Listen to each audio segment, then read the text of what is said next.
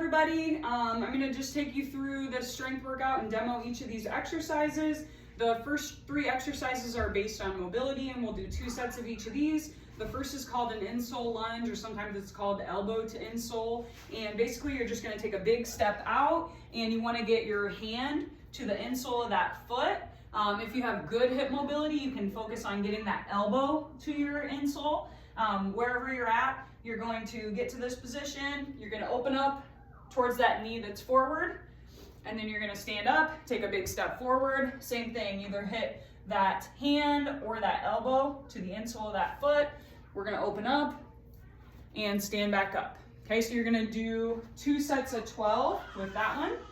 The second one, again, kind of focusing on mobility and a little bit of shoulder activation, is called an inchworm push-up. So you're gonna start in an upright position, keeping our knees just slightly bent. You're going to bring your hands down, come out to a push-up position, do a push-up, and walk your hands back up.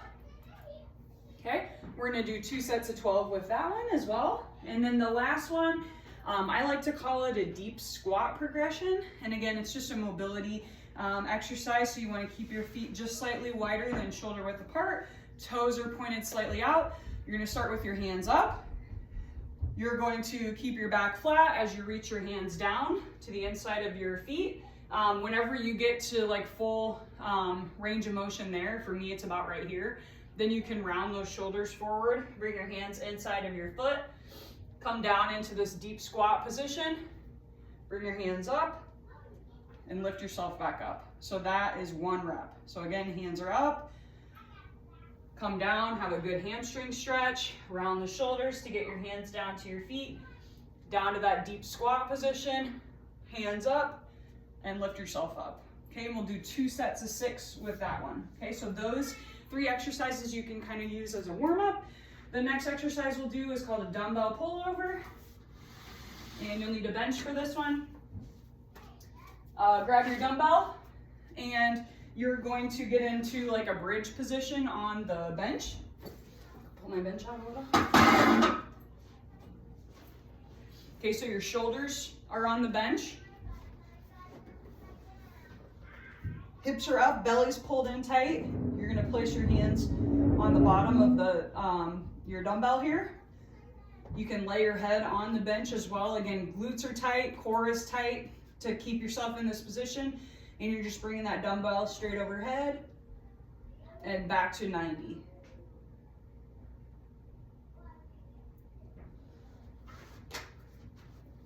Okay, so that's the dumbbell pullover. We're gonna do 4 sets of 8 with that. You are gonna pair that with a couple stability ball exercises. And this is really a 2-part situation here for the stability ball. You're gonna do some hip bridges and also some leg curls. Okay, so we're gonna do 10 of each. You're gonna put your feet up on top of the ball, legs are pretty much straight, popping those hips up and back down, okay? So that's the hip bridge. So you're gonna do 10 of those. Once you're done with those, you're gonna do 10 leg curls. So with the leg curls, you're gonna pop your hips up, pull in, back out, and down, okay? So 10 of each of these, okay? If these are too easy for you and you need more of a challenge, you can do a single leg version. So the single leg hip bridge, I just have 1 leg elevated, lifting that hip up and back down. And same thing with the leg curl. So you're gonna have 1 leg elevated, pop up, pull in, back out, back down. Okay, so you can do the single leg or double leg version depending on your skill level. And then straight from those, you're gonna do just a seated hip rotation. Again, just a nice mobility exercise for those hips. So you're gonna try to get about a 45-degree angle for each of your legs here. You can have your hands behind you and you're just opening up those hips, rotating side to side. If you have great mobility and you have great core strength as well, you can do without your hands. You can keep your hands up and rotate. Okay, and if we're gonna do, what did I say, 5 of those? 6 of those. So 3 sets of 6 for the seated hip openers. Okay, the next one we'll do is called a Bulgarian split squat. And this you'll need a bench and a dumbbell for. I'll just use my same dumbbell. And this is really great for tight hip flexors. You can either have your foot kind of flat on the bench, or you can curl your toes under, whichever is more comfortable for you.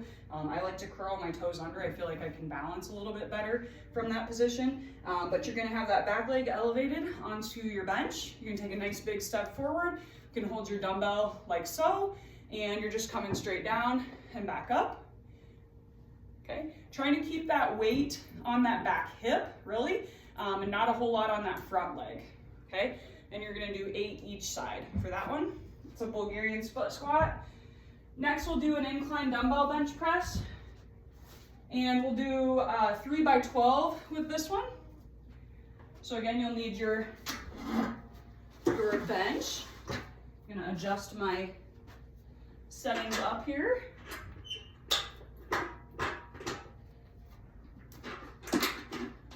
Okay, you need 2 dumbbells for this.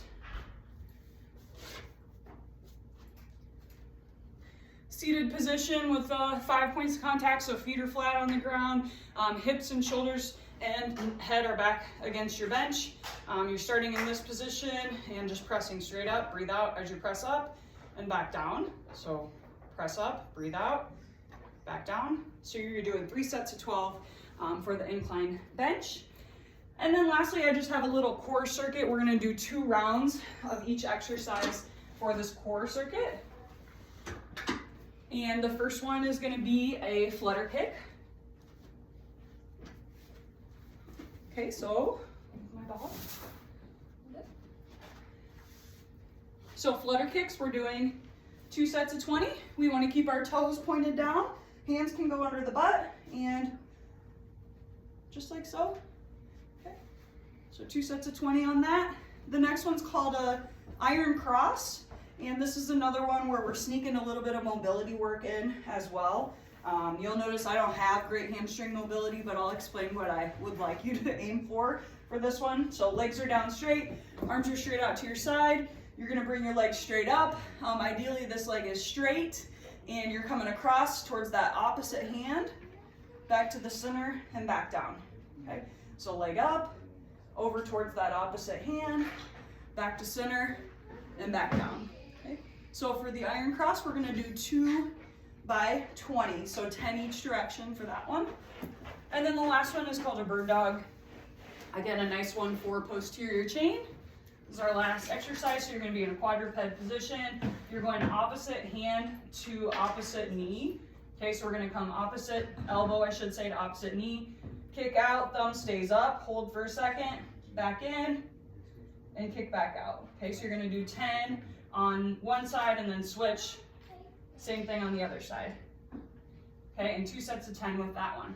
Okay. This workout, I just finished it. It took me about 35 to 40 minutes or so. So I think it's a good duration workout. And again, we kind of snuck in a little bit of mobility here, particularly for the hips, because I know that's a common concern for a lot of endurance athletes. All right, have a great day.